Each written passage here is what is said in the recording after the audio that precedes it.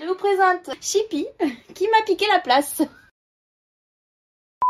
Bonjour à tous, dans cette vidéo je vais vous présenter ma machine à coudre et à broder Brother Innovis F480. Je vais d'abord vous présenter les accessoires qui sont fournis à l'achat et ensuite je vous expliquerai l'utilité des boutons et fonctionnalités de base qui figurent sur la machine et sur l'écran de contrôle.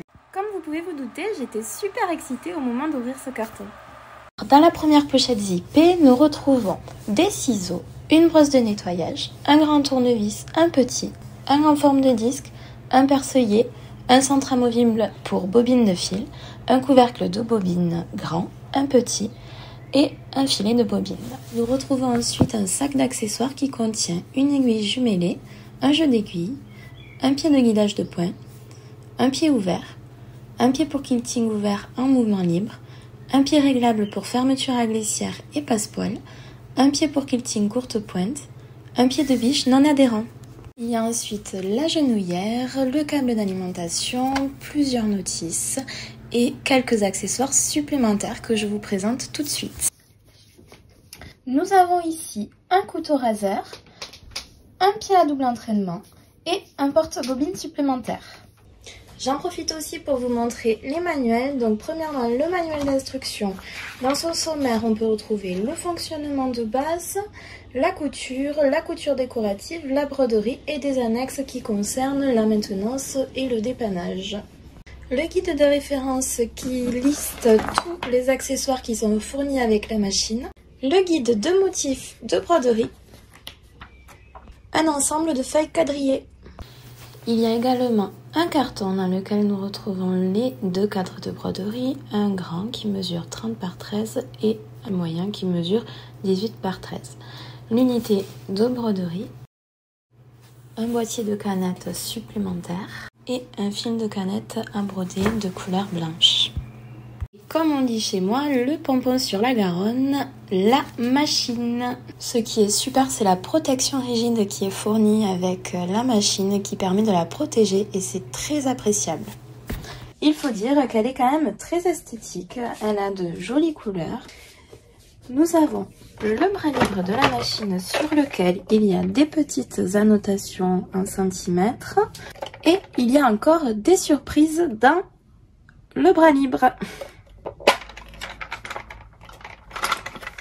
C'est super parce que ça fait du rangement, tout est annoté donc ça permet de trouver facilement ce dont on a besoin. Alors nous avons un découvite, 4 canettes, enfin 3 et 1 sur la machine, le pied zigzag qui est déjà installé sur la machine, le pied pour monogramme, le pied pour faux filage, le pied pour fermeture à glissière, le pied pour poigne invisible, le pied pour bouton, le pied pour boutonnière et quand on enlève donc le premier étage, alors moi j'ai mis le pied à double entraînement mais il n'est pas ici de base, il est dans la petite pochette pour accessoires. Donc en dessous nous avons le pied de broderie. Sous le capot nous retrouvons le système d'enfilage de la machine, le porte-bobine, le support pour réaliser la canette, ainsi qu'une liste des points qui sont dans la machine. La présentation des accessoires qui sont fournis est maintenant terminée. N'hésitez pas à me poser des questions si vous voulez des précisions, j'y répondrai avec grand plaisir. C'est parti pour la présentation des fonctionnalités. Donc à l'allumage, elle affiche, excusez-moi pour le reflet, elle affiche donc une petite vidéo. Donc on appuie, hop, elle se met en route. Donc là c'est rouge, c'est parce que le pied de biche n'est pas descendu, donc on ne peut pas coudre. Nous retrouvons une molette pour régler la vitesse de couture. C'est bien quand on est débutant, quand on ne gère pas encore la pédale. Après quand on avance, moi je trouve que ça n'a pas tellement d'intérêt, si ce n'est que quand vraiment il y a des coutures très compliquées, on peut se mettre là et on est sûr de ne pas aller trop vite. Ici le coupe-fil automatique, le bouton qui permet de relever l'aiguille ou de la baisser. Ici nous avons le point de renfort, la marche arrière pour faire des points d'arrêt, le bouton qui permet de mettre en marche la machine sans la pédale, en sachant que pour l'actionner, il faut débrancher la pédale, ça ne marchera pas si la pédale est branchée. Donc ici nous avons la plaque d'aiguille avec des petites annotations de centimètres bien pratiques pour les marges de couture, le boîtier de canette, hop, qui se soulève comme ça. Il y a aussi l'infi-aiguille automatique qui est vraiment super, en tout cas pour moi qui, avec mes gros doigts, galère très souvent pour mettre le fil dans le chat. Et nous avons la canette ici. Donc sur l'écran, nous avons plusieurs boutons. Nous avons la flèche qui permet de faire un retour. Le bouton qui permet de changer les pieds de biche en toute sécurité, qui bloque en fait tous les boutons de la machine. Donc on ne peut appuyer nulle part, on ne peut pas appuyer sur la pédale, ça bloque absolument tous les boutons. Si ce n'est bien sûr les boutons qui sont mécaniques. Des flèches qui permettent de naviguer sur l'écran.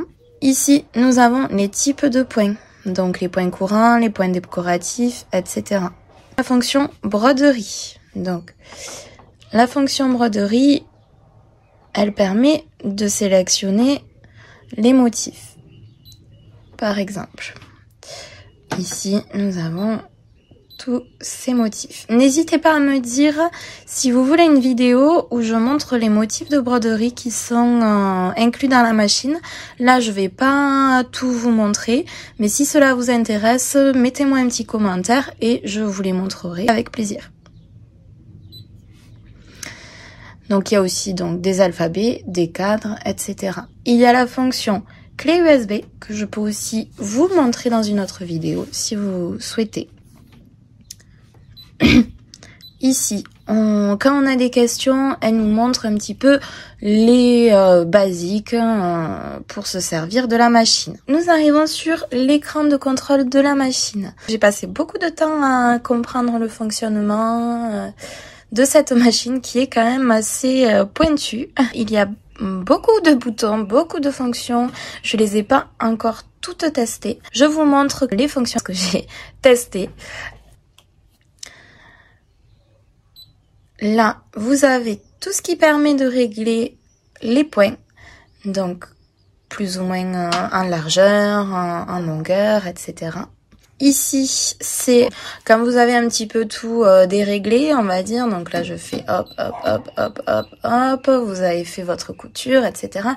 Vous voulez revenir aux fonctions qui sont déjà paramétrées. Hop, vous appuyez là, ça revient et tout est comme au départ.